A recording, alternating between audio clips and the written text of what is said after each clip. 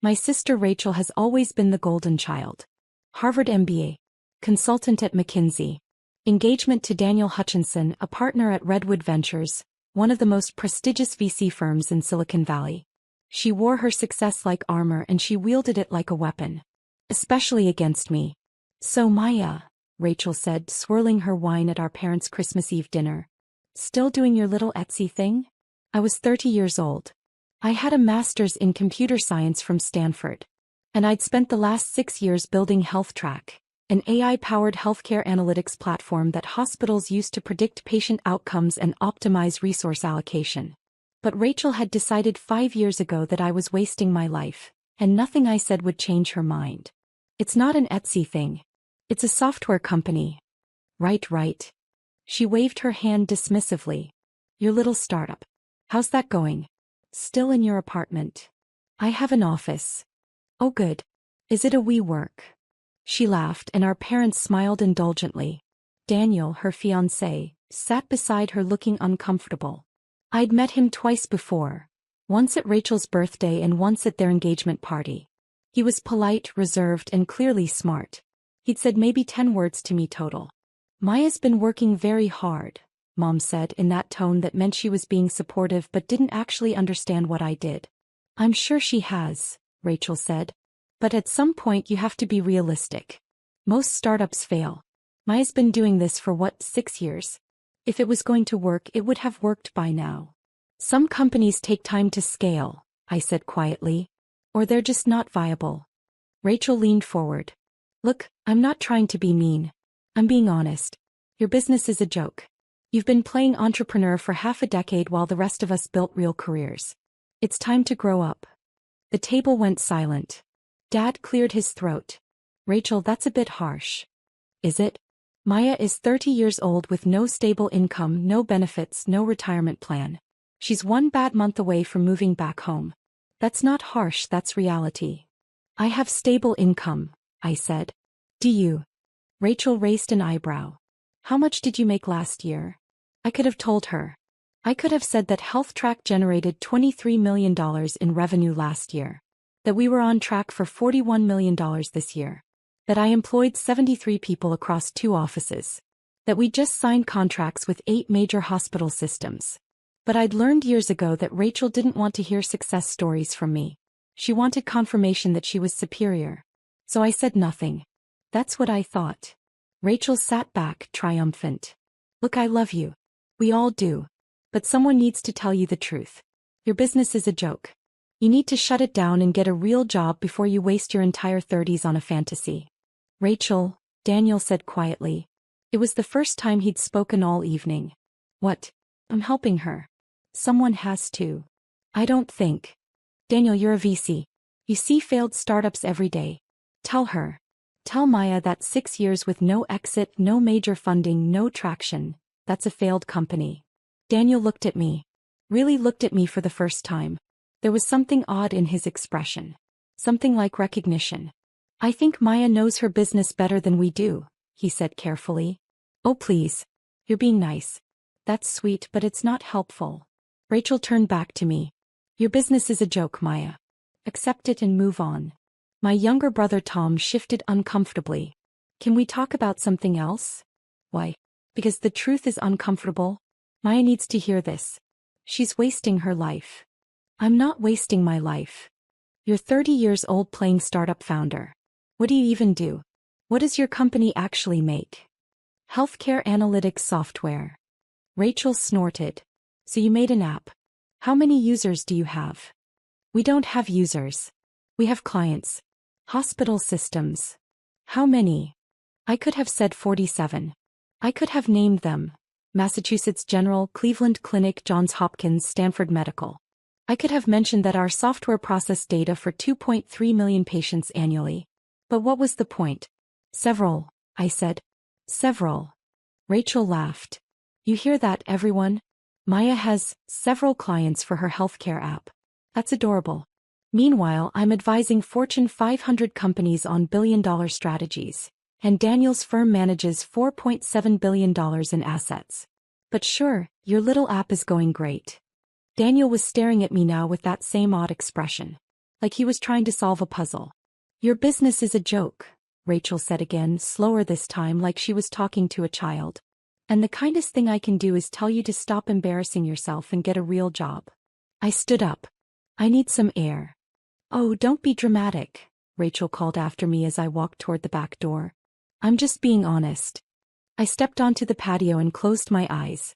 6 years. 6 years of building something real. 6 years of 80-hour weeks and sleepless nights and impossible problems. 6 years of growing from just me in my apartment to 73 employees who depended on me. 6 years of changing healthcare, saving lives, making a difference. And my sister thought it was a joke. The door opened behind me. Daniel. Maya, I'm sorry about Rachel. She can be intense. It's fine. It's not fine. She shouldn't have said those things. I turned to look at him. But she did. And she meant them. And honestly, it doesn't matter anymore. I stopped trying to prove myself to my family 3 years ago. He hesitated. Can I ask you something? Sure. Your company. Heather. That's what it's called, right? My heart stopped. Yes. Healthcare analytics. AI-powered predictions. Hospital systems. Yes. He nodded slowly. I thought so. Your last name is Patel. Maya Patel. But when Rachel talks about you, she just says Maya. She never mentions your last name. And HealthTrack CEO is listed as M. Patel in most databases. I didn't make the connection until tonight. You know HealthTrack? Know it? Maya, we've been trying to get a meeting with your company for 8 months. HealthTrack is one of the hottest healthcare tech companies in the country. You're on every VC's radar. My firm has been dying to get in on your Series B. I said nothing. Does Rachel know? No. Why not? Because she decided 5 years ago that I was a failure. And nothing I say will change her mind. She'll just think I'm lying or exaggerating or delusional. So I stopped trying. Daniel ran his hand through his hair. Jesus. Maya, HealthTrack is valued at what, $120 million. $127 million as of our last funding round. And you have how many employees? 73. Revenue. $23 million last year. Projected $41 million this year. And Rachel thinks you're selling crafts on Etsy. She thinks what she wants to think. This is insane. You need to tell her. Why? So she can take credit? So she can tell everyone she always knew I'd succeed? So she can act like she supported me when she spent 5 years calling me a failure. He had no answer for that. Besides, I said, she's going to find out soon enough. What do you mean? We have a meeting scheduled with Redwood Ventures. January 15th. To discuss our Series B funding. I assume you'll be there. The color drained from his face. You're serious? Your firm reached out 3 months ago. We've been in preliminary discussions with your partner, James Chen. He's been very enthusiastic. The meeting is confirmed for January 15th at 2 p.m. at our offices. Oh my God. Yeah. Rachel is going to find out that her fiancé is trying to invest in her sister's joke company. Yes. Maya, I didn't know. I swear I didn't make the connection. I know. It's fine. You're doing your job. This is business. But Rachel, we'll have to deal with reality. Finally. He stared at me. You're not going to tell her before the meeting? No. Why not? Because I'm tired, Daniel. I'm tired of proving myself to people who've already decided I'm worthless. I'm tired of fighting for respect from my own family. I'm tired of being dismissed and mocked and treated like a child playing dress-up. So you're just going to let her walk into that meeting blind? She's not walking into the meeting. You are. And when you come back and tell her about the brilliant CEO you just met with, about the company you're desperate to invest in, about the healthcare tech startup that's changing the industry, then she can figure out it was me all along. That's cold. Is it? Colder than calling my life's work a joke? Colder than telling me I'm wasting my life? Colder than spending 5 years making me feel like a failure? He said nothing. Go back inside, Daniel. Enjoy your Christmas. I'll see you on January 15th. I walked past him, grabbed my coat from the front closet and left. Behind me I heard Rachel's voice. Where's Maya going? God, she's so dramatic. I got in my car and drove back to San Francisco. Back to my joke company. Back to my real life. I arrived at our offices at 7 a.m. HealthTrack occupied the entire fifth floor of a building in Soma. Floor-to-ceiling windows overlooking the bay. Open workspace with 73 desks. Conference rooms named after pioneering doctors. A server room that hummed with the processing power of our AI systems. My CFO Jennifer found me in my office at 8 a.m. Ready for today? As ready as I'll be. Redwood Ventures. Big meeting. Very big. James Chin is bringing 2 partners. Daniel Hutchinson and Sarah Kim. Standard Series B pitch. They're looking to invest $25 to $30 million for a 15% stake. I nodded. You okay? You seem tense. Daniel Hutchinson is my sister's fiancé. Jennifer's eyes went wide. The sister who called my business a joke at Christmas. Yes. Oh my God. He didn't know. He figured it out at Christmas dinner, but Rachel still doesn't know. And today he's going to walk into my boardroom and realize exactly how wrong my sister has been about me for 5 years. This is going to be awkward. Extremely. Are you going to acknowledge it? Not unless he does. This is a business meeting. We're going to pitch our Series B, discuss our growth trajectory and negotiate terms. His personal connection to me is irrelevant. Maya, he's engaged to your sister. And I'm the CEO of a $127 million company he wants to invest in. Which relationship is more important in this context? Jennifer grinned. I love when you're ruthless. I'm not being ruthless. I'm being professional. Sure. That's definitely what this is. At 1:45 p.m. our head of operations Marcus poked his head into my office. Redwood Ventures just entered the building. Thank you. Conference room A. All set up. Presentation loaded. Financial projections printed. Water and coffee ready. Good. I stood up, smoothed my blazer and walked to the conference room. James Chin I'd met before, twice. He was sharp, enthusiastic and genuinely excited about HealthTrack's potential. He greeted me warmly when I entered. Maya. Good to see you again. James. Thank you for coming. Are you kidding? We've been looking forward to this for months. Let me introduce my partners. This is Sarah Kim. She specializes in healthcare investments. Sarah shook my hand. Your platform is incredible. I've been following your growth for 2 years. And this is Daniel Hutchinson, one of our senior partners. Daniel walked into the room. Our eyes met. The color drained from his face. He froze in the doorway, staring at me sitting at the head of the conference table. At the HealthTrack logo on the screen behind me. At the nameplate in front of my seat that said, Maya Patel, CEO and founder. Daniel. James said. You okay? Yes. Sorry. He looked at me. Really looked at me. Maya. Hi. Hello, Daniel. Please sit down. He sat down slowly, still staring. Have you two met? Sarah asked. Briefly, I said smoothly. At a family event. Daniel is engaged to my sister. James's eyebrows shot up. Seriously? Small world. Very small, I said. Shall we begin? For the next 90 minutes, I presented HealthTrack's growth trajectory, technology platform, client acquisition strategy and financial projections. I was flawless. I always was in these meetings. This was my company. My vision. My life's work. And I knew every number, every metric, every success story by heart. James and Sarah asked excellent questions. Daniel said almost nothing, just watched me with that same stunned expression. When I finished, Sarah leaned forward. Maya, this is extraordinary.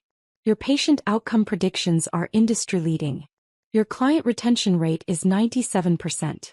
Your growth trajectory is exceptional. This is exactly the kind of company we want in our portfolio. I'm glad to hear that. What are you looking for in terms of investment? $28 million for a 14% stake. That values us at $200 million post-money, which we believe is conservative given our current trajectory and the 3 major hospital networks we're in final negotiations with. James nodded. That's reasonable. We'd need to do due diligence, of course, but I think we can work with those numbers. Due diligence is expected. My CFO will coordinate with your team. Excellent. James stood up and offered his hand. Maya, this has been one of the best pitches I've seen all year. We're very excited about this opportunity. I shook his hand. Then Sarah's. Then Daniel's. His hand was shaking. Maya, he said quietly. Can we talk? Privately. I looked at James and Sarah. Would you excuse us for a moment? My operations head, Marcus, can show you our development floor if you're interested. That would be great, Sarah said. They left. Daniel and I stood alone in the conference room. You knew, he said. At Christmas. You knew we had this meeting scheduled. Yes. And you didn't say anything. What was I supposed to say? By the way, Rachel, your fiancé is about to invest in my joke company. She wouldn't have believed me. You let me walk in here completely blind. You figured it out at Christmas. You've had 3 weeks to tell Rachel the truth. That's not my responsibility. He ran his hand through his hair. This is insane. My CEO.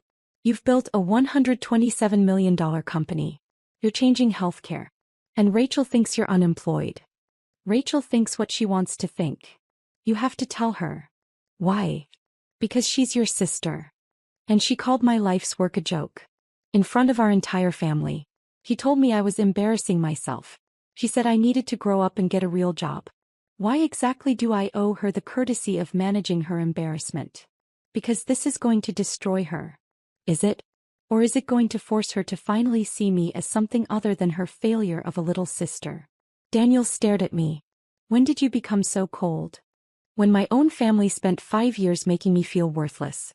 When every success I achieved was dismissed or ignored. When I realized that no matter what I accomplished, Rachel would always see me as inferior. I'm not cold, Daniel. I'm just done. What do you want me to do? Your job. Go back to Redwood. Discuss the investment with your partners. Run your due diligence. Make your decision. And if you choose to invest, I'll treat you exactly like any other investor. Professionally, fairly, and without personal bias. And Rachel? That's between you and her. You can tell her about this meeting. You can tell her about HealthTrack. You can tell her that her fiancé is about to invest $28 million in her sister's joke company. How you handle that conversation is up to you. She's going to call you. Probably. What will you say? I don't know yet. But Daniel, understand this. I'm not going to apologize for my success. I'm not going to minimize what I've built to make her feel better. And I'm not going to pretend the last 5 years of dismissal didn't happen. If Rachel wants a relationship with me, she's going to have to accept reality. All of it. He nodded slowly. For what it's worth, Maya, this is incredible. What you've built. The pitch you just gave. You're brilliant. Thank you. Rachel should be proud of you. But she's not. And that's the problem. He left. I stood alone in the conference room looking out at the San Francisco skyline. My phone buzzed. Jennifer, how'd it go? Me, they're interested. $28 million for 14%. Jennifer, and the sister situation? Me, Daniel is probably calling her right now. Jennifer, oh God. Me, yeah. I walked back to my office and waited. Rachel called at 4:47 p.m. I let it ring 4 times before answering. Hello. What the fuck, Maya? Hi, Rachel. How are you? How am I? How am I? Daniel just told me about your company. Your real company. The $127 million company. The company he's about to invest in. The company that employs 73 people. The company that you've been building for 6 years while I thought you were unemployed. I'm not unemployed. I told you that. You said you had a startup. You said you had an office. You didn't say you had a $127 million company. You didn't ask. I didn't ask. Maya, you let me think you were broke. You let me think your business was a joke. No, Rachel. You decided my business was a joke. I tried to tell you otherwise. You didn't listen. When did you try to tell me? 3 years ago at your birthday. I mentioned we'd signed our first major hospital contract. You said, that's nice, and changed the subject. 2 years ago at Thanksgiving. I mentioned we were raising our Series A. You said, good luck with that, in a tone that suggested you thought it was a fantasy. Last Christmas before this one. I mentioned we'd hired our 50th employee. You said, must be nice to play boss. Silence. I tried, Rachel. For years I tried. But you'd already decided I was a failure. And nothing I said would change your mind. You should have tried harder. Why? Why is it my job to force you to see me? Why is it my responsibility to manage your perception of my success? You're my sister. You're supposed to believe in me. You're supposed to support me. Instead, you spent 5 years making me feel small. I was trying to help. By calling my business a joke. By telling me I was wasting my life. By saying I needed to grow up and get a real job. That's helping. I thought you were failing. I thought you were in denial. Biz, you never asked. You never looked. You never cared enough to see what I was actually doing. You just assumed. How was I supposed to know you were building a $127 million company? By asking. By listening. By treating me like an adult instead of a child who needed to be corrected. Rachel, I told you I had clients. I told you I had employees. I told you I had an office. You dismissed all of it because it didn't fit your narrative. What narrative? That you're the successful one and I'm the failure. That you have the real career and I'm playing pretend. That you're superior and I'm someone to be pitied. That's not. Isn't it? Rachel, you introduced me to your friends as my sister who's still figuring things out. You told our relatives I was between jobs. You told Daniel, your fiancé, that my business was a joke. What was I supposed to think? Long silence. Daniel wants to invest $28 million in your company, she said finally, her voice quieter. I know. That's a lot of money. Yes. You must be really successful. I am. Why didn't you tell me? I tried. You didn't listen. And eventually I stopped trying. It was easier to let you think I was a failure than to fight for recognition from someone who'd already decided I wasn't worth it. Maya, I'm your sister. You should have fought harder. No, Rachel. You're my sister. You should have looked harder. You should have listened harder. You should have believed in me without needing a $127 million valuation to prove my worth. I heard her crying. Shilly crying. I'm sorry, she whispered. Maya, I'm so sorry. Are you sorry you were cruel? Or are you sorry you were wrong? Both. I'm sorry for both. I don't know if I believe you. I was horrible to you. At Christmas. I called your business a joke. I called your life a waste. Maya, I was so horrible. Yes. You were. How do I fix this? I don't know if you can. Please. Tell me how to fix this. I closed my eyes.